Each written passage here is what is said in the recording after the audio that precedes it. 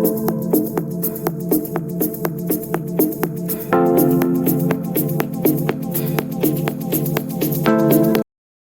दोस्तों ये हमारा 1830 PSS32 DWDM, इसकी हार्डवेयर डिस्क्रिप्शन आपको मैं बताना चाहता हूँ। इसमें आप देखेंगे सबसे पहले आपके पास यूज़र इंटरफेस पैनल है।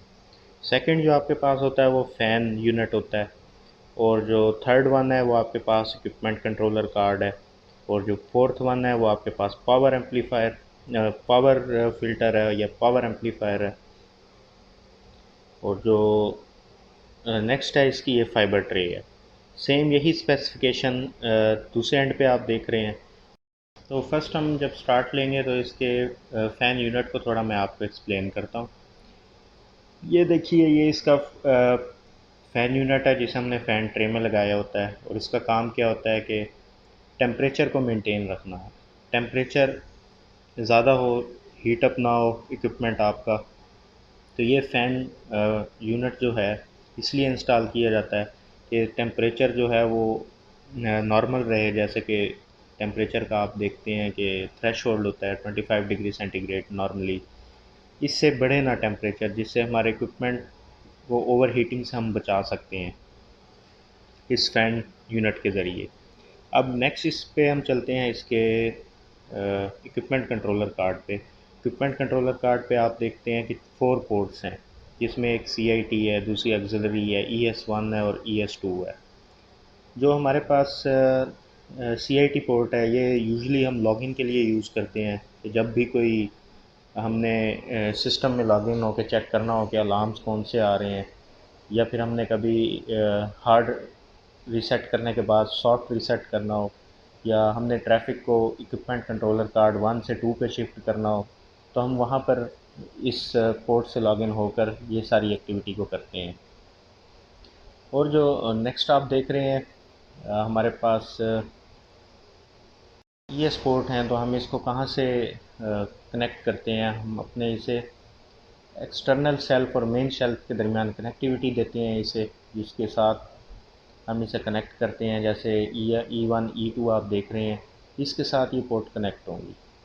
अब इस यूज़र इंटरफेस पैनल को देखिए, जो टॉप पर हम इंस्टॉल करते हैं, इसमें आपकी सबसे पहली जो अलार्म पोर्ट्स हैं उससे हम अपनी DB9 जो केबल है उससे कनेक्ट करते हैं, जिससे अलार्म्स को सबसे पहले पैच किया जाता है। वो पैचिंग केबल के साथ यहाँ पे कनेक्ट किया जाता है, ताकि स्टैंडर्ड अलार्म वार्निंग्स जो हैं वो हमें सिस्टम में शो हो सकें।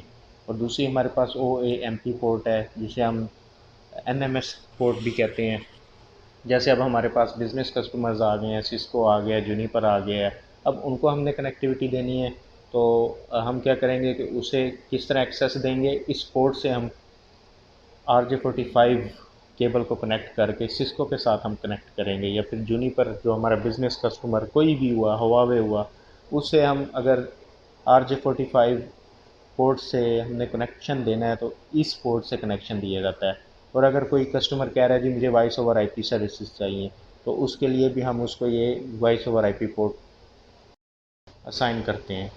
और जो नेक्स्ट है हमारे पास E1 और E2 है। जैसे कि मैंने बताया, मेन और हमारे पास एक यूनिवर्सल शेल्फ होती है जो पीछे मैं आपको दिखा चुका हूँ, उससे हम इस पोर्ट को कनेक्ट करते हैं, जिससे हमारी मेन और एक्सटर्नल शेल्फ में जो है कम्युनिकेशन होती है। और ये हमारे पास SFD है, जिस पे हमारे पास SFD44 है, और ऐड और ड्रॉप मल्टीप्लेक्सर्स टेक्निक इसमें यूज़ होती हैं। जब भी हमने अपनी कोई चैनल्स को कनेक्ट करना होता है तो हम इन पोर्ट्स को यूज़ करते हैं कम्युनिकेशन के लिए। जैसे कि हमारे पास DWDM में पता है मल्टीप्लेक्सिंग टेक्निक यूज़ होती है, तो ऐड और ड्रॉप मल्टीप्लेक्सर्स आप देख सकते हैं कि डाटा को सबसे पहले मल्टीप्लेक्स किया जाता है, देन डीमल्टीप्लेक्स किया जाता है।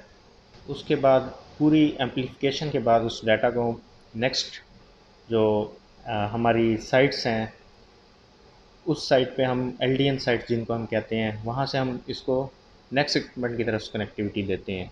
अब यहाँ पर आप देखें, जो आपके पास ये फाइबर्स लगी हुई हैं, ये सारी फाइबर्स किससे कनेक्ट होती हैं? डायरेक्टली आपकी SFD से भी कनेक्ट होती हैं। जो आपकी ये सारी चैनल ऐड और ड्रॉप मल्टीप्लेक्सर्स हैं, उसके साथ ये सारी फाइबर्स कनेक्ट होती हैं। ये सारा इक्विपमेंट आप देख सकते हैं।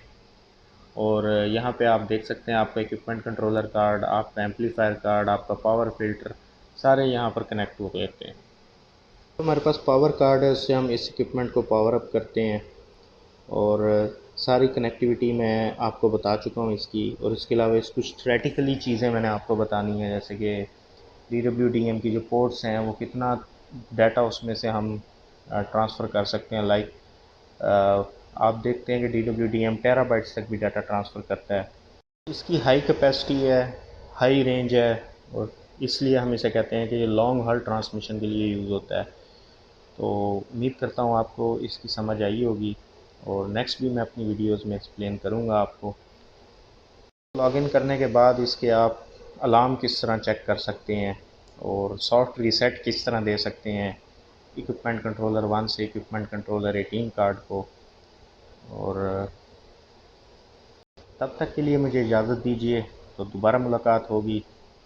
और दुआओं में याद रखिएगा, और जो नॉलेज मेरे पास है मैं आपको शेयर कर रहा हूँ। अगर आपको कोई क्वेश्चन है तो वो आप मुझसे कमेंट्स में पूछ सकते हैं, और मेरे चैनल को लाइक और सब्सक्राइब करना ना भूलिएगा। दुआओं में याद रखिएगा। अल्लाह हाफ़िज़।